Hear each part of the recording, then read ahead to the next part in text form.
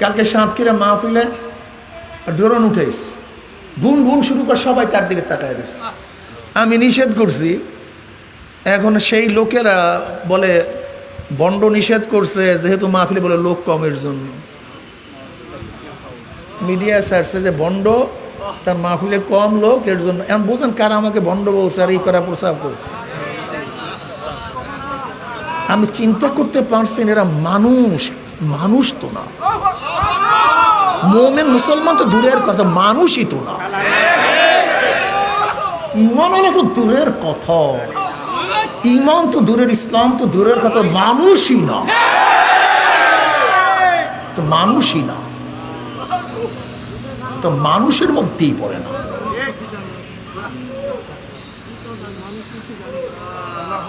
অথচ কালকে প্রায় মাঠটা বোঝাই, পুরা সাতক্ষীরার পুরা মাঠটা বোঝাই, বিশাল মাহফিল। ওরা একটা ড্রোনে উঠাইছে, যখন মানুষজন আসা শুরু করছে, এটা উঠাইয়া ওই আমি যে রাগ করছি, আমি তো জানি এমনি রাগ টাগ করে এই সমস্তই করলে সেটা লাগাইয়া দিয়েছে, ওইটা দিয়ে ওইটা লাগাইয়া দিয়েছে যে বন্ডের সে মাহফিলে লোকজন হয় নাই, এর জন্য বন্ড রাগ করছে ড্রোনের সাথে সাথে। বন্ড আমার কে আছে, আমি ওনাকে রাগ করতে পারি না, বারবার ডিস্টার্ব করে আমাকে। হ্যাঁ, তাহলে বন্ডের জন্য নিষেধ করছে।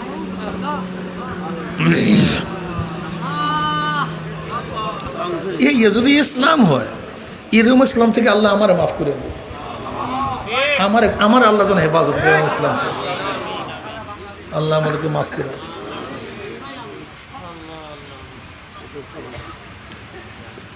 وعن معاوية رضي الله تعالى قال خرج رسول الله সাল্লাল্লাহু আলাইহি ওয়াসাল্লাম আলা হালকা মিন আসহাবি, সেই জামাতটা ছিল কাদের? সাহাবা। বৈশা বৈশা সাহাবারা আছেন, নবী আলাইহিস সালাতু ওয়াস সালাম বললেন, কি করতেছো সাহাবারা, বসছো কেন এখানে, এখানে বসছো কেন? আমার নবী আলাইহিস সালাতু ওয়াস সালাম উস্তাদ।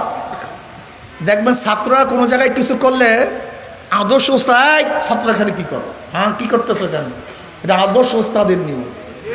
তা নবী আলাইহিস সালাতু ওয়াস সালাম আমাদের সবাই উস্তাদ, পড়েন না সাল্লাল্লাহু আলাইহি খালি দরবেশ, দরবেশ বয়ান একবার করি, বারবার দরবেশ।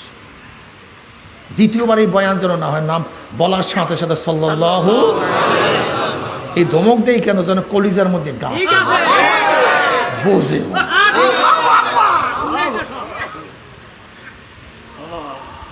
তিনি বলেন বুইস্তু মুআল্লিমান, নবী আলাইহিস সালাতু ওয়াস সালাম ফরমান, আমাকে আল্লাহ পাক পাঠাইছে মুআল্লিম হিসেবে, উস্তাদ হিসাবে। নবী আলাইহিস সালাত সবার উস্তাদ, আমাদের সবার উস্তাদ, মাশাআল্লাহ। তার উস্তাদকে আমার নবী আলাইহিস সালাত ওয়াস উস্তাদকে নবী আলাইহিস সালাতু আল্লামানি রব্বি ফাহসানা তালিম ওয়া আদ্দামানি রব্বি ফাহসানা তাদিব, আমাকে শিক্ষা দিয়েছে আমার প্রভু আল্লাহ, আমার ইলম কত উত্তম ইলম, আমাকে আদব শিক্ষা দিয়েছে আমার প্রভু আল্লাহ, আমার আদব। এই হাদিস যেহেতু চলেই আসছে, এখানে কথা না বললেই নয়। যেই এলেমের সাথে আদব আছে সেই এলেমটা হলো এলমে নববী, আর যেই এলেমের সাথে আদব নাই সেই এলেম হলো এলমে শয়তানি। শয়তানের এলেম ছিল না, কি পরিমাণ ছিল বলেন তো, জানেন না কি? সমস্ত নবীদেরকে আল্লাহ পাক যেই পরিমাণে ইলম দিছে, সমস্ত নবীদেরকে আল্লাহ পাক যেই পরিমাণে ইলম দিছে, শয়তানকে ওই পরিমাণ তফসিলি ব্যাখ্যা সহকারে ইলম দিছে। এখন বুঝেন শয়তান জানে কি পরিমাণ, কিন্তু আদব ছিল না। কি ছিল না? বেআদব মাহরুমে গাছটাস ফাজলে রব। আদব কি জিনিস? আদব কাকে বলা হয়? আপনার জীবন বর্ষ আদবের তর্জমা হলো শিষ্টাচার না।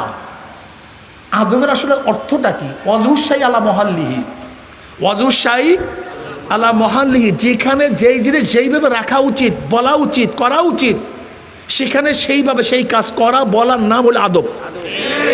বুঝাতে পারি নাই?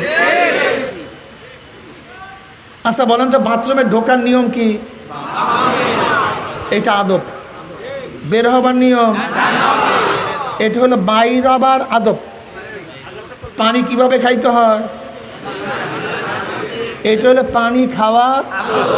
বাপ মার সাথে কেমন কথা বলতে হয়, এই এই না অমক তো, এইটা এটা হলো উল্টা বেআদব, উল্টা আদব কি আব্বু আব্বু আব্বু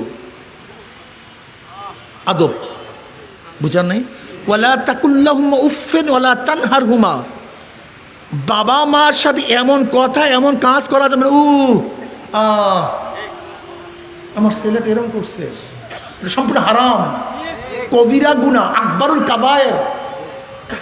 এমন কথা এমন কাজ করা যাবে না। এরকম কোনো কাজ কথা বলা যাবে না। বুঝে বাপ মা কি ভাবছেন, কি বাপ মা কি জিনিস জানেন, কত দামি জিনিস।